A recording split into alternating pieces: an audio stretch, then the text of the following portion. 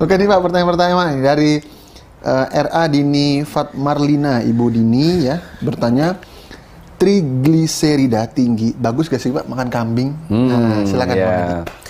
Terima kasih very much buat teman-teman yang sudah nonton di channel ini. Jangan lupa untuk subscribe, karena subscribe itu gampang banget.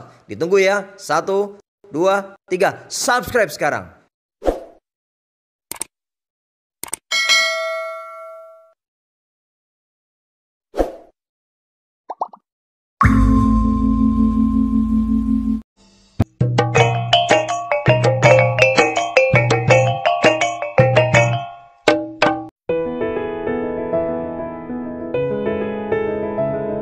Oke nih Pak, pertanyaan-pertanyaan nih dari RA Dini Fatmarlina, Ibu Dini ya, bertanya trigliserida tinggi, bagus gak sih Pak makan kambing? Nah, silakan Pak.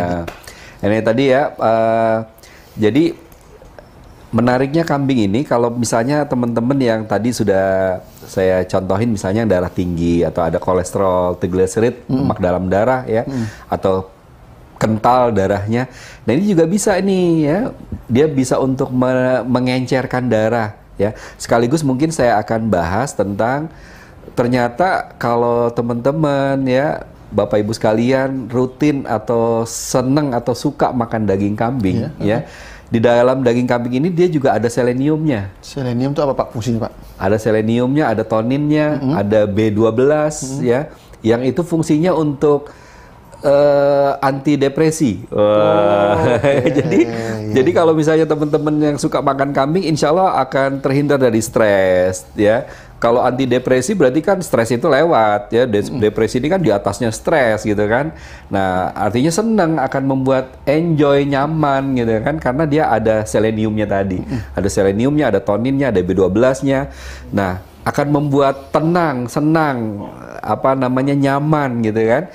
Nah itu kan gak jauh beda, kita juga punya mengkudu yang dalamnya ada seleniumnya ini, ada seleniumnya ya. Maka orang-orang yang stres, orang yang depresi ya minum mengkudu gitu kan. Nah orang yang darah tinggi minum mengkudu. Nah maka orang yang darah tinggi nggak usah khawatir lagi ya, bisa makan kambing karena ada seleniumnya ya. Tentu tadi dengan porsi yang dibatas, juga pertanyaan Ibu Dini. Ya insya Allah nggak akan apa-apa ya kalau trigliserid makan kambing, tapi tetap dibatasi ya. Kalau bisa ya jangan lebih dari 100 gram ya, kurang lebih sepotong beginilah. Ini telapak tangan dibagi 2, segitulah sekali makan. Dan cukup, jangan diterusin kalau masih enak atau masih lapar ya, karena sedang dalam kondisi sakit, maaf ya. Tapi kalau sehat insya Allah 1 telapak tangan pun insya Allah nggak akan apa-apa. Saya kemarin sama Pak Amin, Mas Indra di Brebes, kalau lewat Brebes Tegal kayaknya rugi banget kalau nggak mampir gitu kan. Di situ kan satenya enak-enak ya, lembut-lembut ya. Itu luar biasa. Porsi saya kalah dengan Pak Amin. Pak Amin 30 tusuk. Wah, sendiri? Sendiri. Luar biasa itu ya, plus tongseng apa gulai gitu lupa saya. 1 mangkok sendiri. Sementara saya 1 mangkok cuma, kalau nggak salah saya cuma 10 atau 15 gitu. Pokoknya saya umum rata-rata kalau makan itu nggak pernah lebih dari 10 tusuk pesennya. 1 porsi kan 10. Pak Amin luar biasa, itu porsinya. Dan siapa yang nggak kenal Pak Amin kan, sehat-sehat aja, Masya Allah ya, Alhamdulillah ya. Dan kata beliau itu udah biasa, karena Pak Amin itu kan asli Brebes. Asli Brebes. Dari kecil katanya udah sering makan kambing tuh udah biasa. Dan Alhamdulillah normal-normal aja gitu kan. Nah jadi untuk Bu Dini nggak usah khawatir ya, bisa, tapi porsinya karena sudah kental, darahnya sedikit aja. Dan ini menarik lagi, di dalam kambing itu juga dia ada vitamin B-nya tadi ya, B kompleks, B12, yang dia juga bisa mengikat lemak. Nah, dalam darah Pak ya? Dalam darah tapi ya? Iya, jadi kalau misalnya ada orang-orang yang maaf ya, gemuk, gendut, obesitas, makan kambing itu bisa ideal badannya.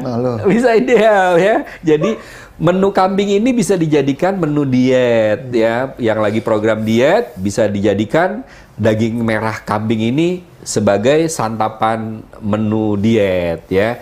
Dibandingkan yang lain tadi, kalau sapi atau ayam ya akan sulit untuk program diet ya, karena lemaknya lebih tinggi dibandingkan kambing ya. Kandungan vitamin B-nya jauh lebih tinggi kambing ini. Dia bisa mengikat lemak yang ada di dalam tubuh. Nah, ini keren banget ya. Jadi nggak usah khawatir ya yang makan kambing ya. Udah nggak akan stres ya, nggak akan depresi. Dia enjoy, tenang, nyaman ya. Pokoknya mantep lah. Jangan sampai nggak makan kambing gitu ya. Okay. Pertanyaan berikutnya nih dari Ibu Giza Jundullah. Nih Ibu Giza atau Bapak nih ya? Mohon maaf nih ya. Bapak Giza Jundullah kayaknya. Bismillah Ustadz, daging kambing yang bagus itu seperti apa ya? Kan kalau yang dijual beku bagaimana kandungannya? Apakah ada yang berubah atau tidak? Ya sebenarnya kalau untuk kualitas tentu yang lebih bagus adalah yang segar ya. Ikan segar itu jauh lebih bagus, buah segar itu jauh lebih bagus, daging segar jauh lebih bagus ya. Sekarang ada frozen, ada yang dalam sajian beku, yaitu karena memang mungkin kebutuhan aja. Kalau teman-teman mau camping, mau perjalanan jauh, atau ini maaf ya lagi PPKM nih, susah keluar ya, kondisional lah, nggak apa-apa sekali-kali nyetok makanan-makanan beku. Tapi kalau untuk harian, saran saya sih tetap yang lebih fresh, yang lebih bagus, lebih berkualitas adalah yang segar gitu ya. Karena maaf, kita juga nggak tahu yang dibekukan itu kondisinya segar, dagingnya, ikannya atau apapun masih bagus atau memang sudah nggak layak konsumsi ya. Kalau dalam kondisi segar kan kita bisa lihat contoh ikan, matanya masih menonjol, belum kempes, misalnya insangnya masih merah, belum pucat misalnya, sisiknya masih kuat, belum melepas misalnya. Nah itu cara memilih ikan ya segar kira-kira seperti itu. Kalau daging dia masih warnanya merah segar ya. Kalau daging kambing dia merah segar, lebih merah kalau tidak salah dari daging sapi. Nah kita bisa lihat warna dan fisiknya, kalau kita tekan itu masih kenyal ya, kenyal dia nggak kempes atau nggak pudar atau nggak meregang serat-seratnya. Nah saat bapak dan ibu beli yang frozen yang sudah beku, kita nggak tahu kan saat sebelum dibekuin itu dia kondisinya seperti apa ya. Saran saya sih kalau untuk nggak kondisional belinya yang segar. Terima kasih. Pertanyaan berikutnya nih dari Ibu Yulianti nih. Ibu Yulianti dari mana nih? Dari Jawa Tengah. Assalamualaikum Pak. Kalau untuk ibu hamil, nih ibu hamil ya pertanyaan nih. Manfaat daging kambing untuk ibu hamil apa aja ya Pak? Dan bagusnya apa aja nih? Iya ini menarik ya. Ada akan memang kita bahas ini ya tentang ibu hamil ya.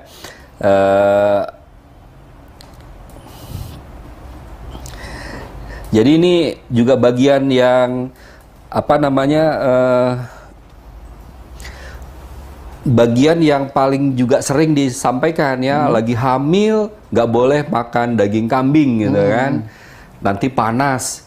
Lagi nyusuin nggak boleh makan daging kambing, nanti panas gitu kan. Tadi Bapak Ibu teman-teman ya, khususnya tadi yang bertanya, kalau sedang hamil itu ya disarankan malah makan daging kambing. Kenapa? Tadi ya zatnya itu sangat banyak sekali dengan kolesterol yang sangat rendah ya. Dia mengandung omega 3, bagus untuk janin ya, mengandung selenium tadi agar ibu tidak stres ya, tidak ketakutan, tenang, nyaman, akhirnya tidak hipertensi, tidak darah tinggi saat mau melahirkan gitu kan. Nah, dan yang menariknya lagi, dia bisa juga menyembuhkan MAH ini ya.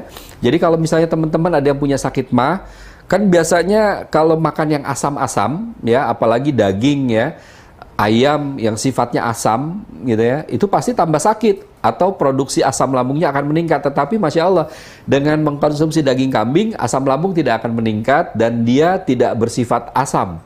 Nah ini menariknya, sama seperti susu kambing, dia tidak bersifat asam. Ya ini memang sudah keutamaan atau kemuliaan yang memang Allah berikan kepada kambing ya, dagingnya dan susunya tentunya ya. Nah maka insya Allah untuk ibu hamil nggak akan apa-apa. Dan tadi ada ada B12, ada tonin yang insya Allah juga dia sebagai anti kanker. Nah, teman-teman, maaf kalau ada keluarga, teman, tetangga, saudara, siapapun ya yang punya kanker atau tumor ya di dalam atau di luar tubuhnya, rajin-rajinlah, rutin-rutinlah makan daging kambing ya. Silakan dicari kalau yang pernah ikut kelas kanker dan tumor dari saya ya di materi-materi patologi ya. Orang yang terkena kanker dan tumor itu tidak boleh makan unggas ya, khususnya ayam, daging sapi ya yang dibakar dan digoreng dan seterusnya. Tetapi ya, seafood nggak boleh juga. Tetapi kambing ini boleh dimakan untuk orang yang terkena kanker ya. Tadi karena ada zat toninnya, ada B12-nya, ada seleniumnya, dan ada mineral-mineralnya, ada omega 3-nya.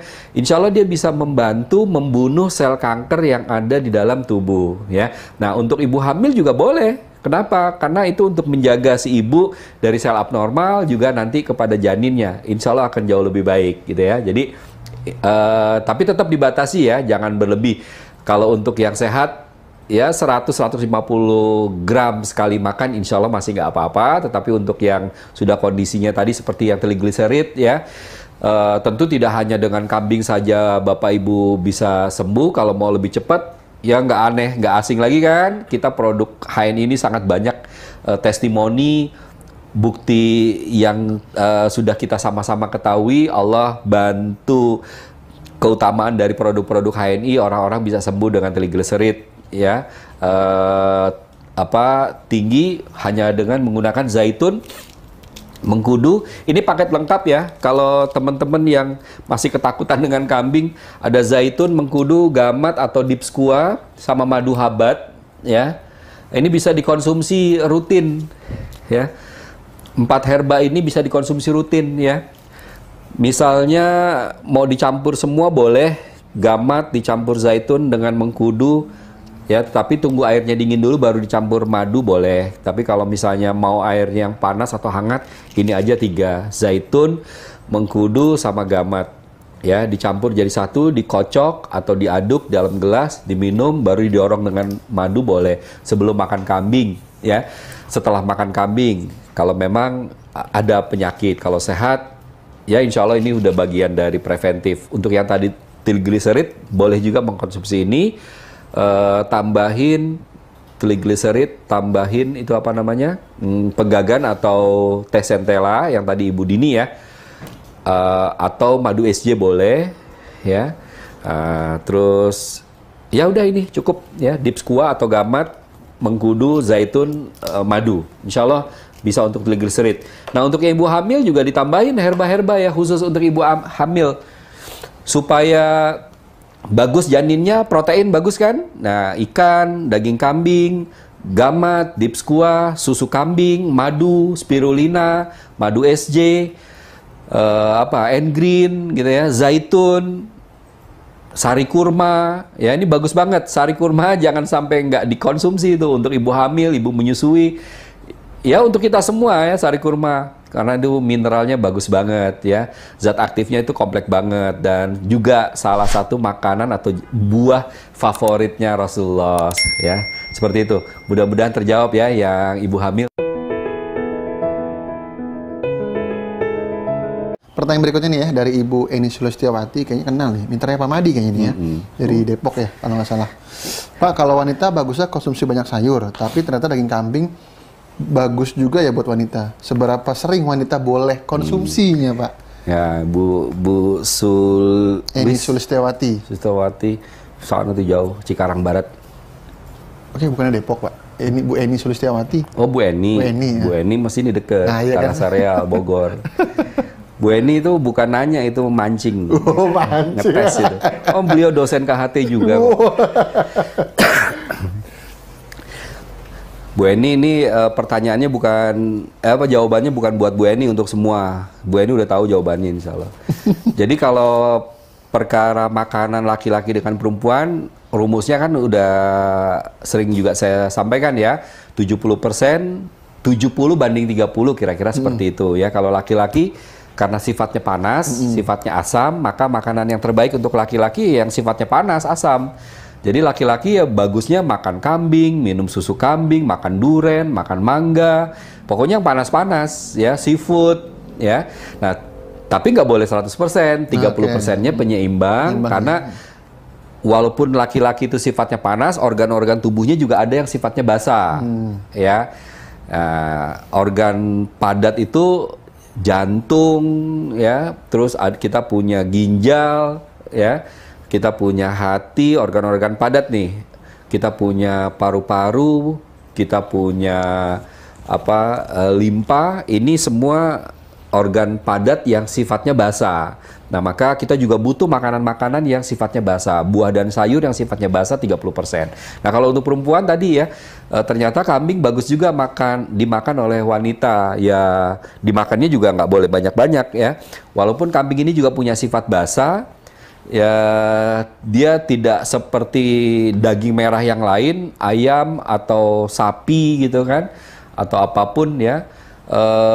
Dia tidak bersifat panas ya, tidak cenderung bersifat panas. Maka kalau misalnya perempuan mengkonsumsinya insya Allah jauh lebih baik ya, tetapi tetap makanan yang terbaik untuk perempuan tadi ya 70% yang bersifat basah, buah dan sayur ya, kacang-kacangan ya, omega 3, 6, 9 itu terbaik untuk perempuan ya. Boleh makan yang panas, boleh, juga nggak boleh banyak-banyak ya, 30%. Kalau mau makan durian, mau makan mangga, boleh ya, tetapi jangan banyak-banyak. Kira-kira seperti itu Bu Eni ya, sudah tahu sebenarnya Bu Eni jawabannya itu. Baik, terima kasih Pak Made jawabannya. Pertanyaan berikutnya nih Pak, dari Ibu Farida. Ibu Farida ini, mana pertanyaannya ya, sebentar. Apakah benar orang yang ginjalnya tinggal satu tidak boleh makan daging, Pak? Ya, bukan apakah benar, memang benar banget ya, bukan hanya daging ya, tetapi protein ya, protein. Sebaiknya tidak. Kenapa? Karena memang ginjal itu kan fungsinya mengolah protein, ya, mengolah, memfilter protein, dia menyaring darah. Ya, darah itu cenderung juga protein gitu ya. Nah, maka makanan-makanan yang kandungan proteinnya tinggi, daging, telur, susu, ikan, ya, jadi bukan hanya daging ya Bu, jadi sebaiknya dihindari ya, sampai benar-benar nanti fungsinya membaik ya. Nah, tetapi kita punya produk yang insya Allah juga proteinnya sangat tinggi, sampai kurang lebih 80 atau sampai 85% kandungan proteinnya, tetapi sangat aman untuk ginjal. Apa itu Pak? Apa itu? Tahu nggak? Spirulina. Oh, spirulina. Oh iya, proteinnya tinggi sekali. Iya, gitu. spirulina itu proteinnya tinggi, tapi insya Allah aman ya. Jadi Ibu atau siapapun yang punya masalah dengan ginjal, fungsi ginjalnya menurun, bahkan sampai gagal ginjal sekalipun, ya sudah banyak testimoninya. Dan mungkin teman-teman yang di HNI juga sudah banyak tahu ya, protein bisa didapat dari spirulina ya, spirulina atau madu SJ atau N-green ya, atau apa lagi? Satu lagi. Lupa dia.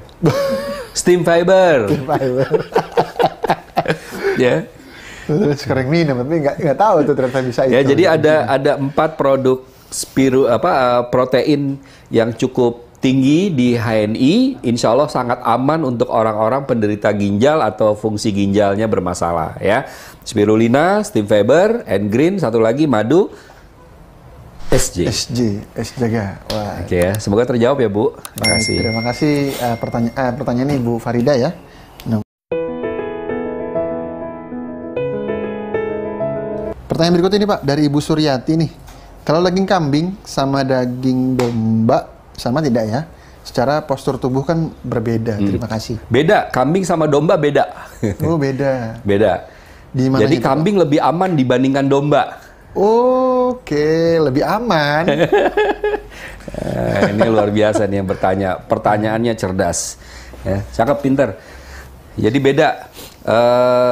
Domba hampir sama dengan sapi lah bahayanya. Oke. Ya, hampir sama dengan sapi lah bahayanya ya. Jadi sebaiknya makan kambing ya, bukan makan domba. Gitu.